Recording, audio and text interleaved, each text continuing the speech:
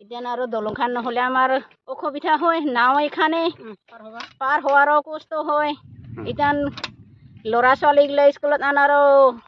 কষ্ট এতিয়া মাক বাপেকগিলা নাহিলে আহিব নোৱাৰে কি কৰিব দলং আৰু কি যাবই আৰু এতিয়া আৰু দলং কিমান বান্ধিব কিমান কি কৰিব ৰাইজে হলে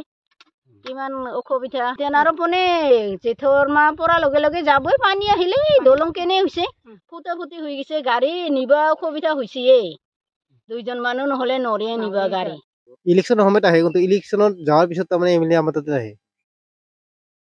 বাকী ছয়গাঁও সমষ্টি বাৰিষা বহুত অসুবিধা হয় নাৱত মোটামুটি স্কুলীয়া ছোৱালীগিলাকত নাৱত হেৰি কৰা যায়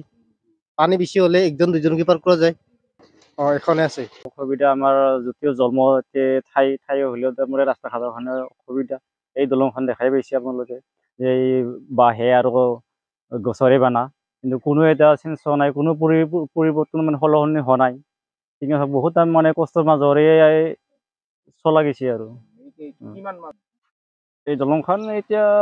মিনিমাম 3 মাহ ছয়গাঁও সমষ্টি পৰে আমাৰ যিখিনি আছে ছয়গাঁও সমষ্টি পৰে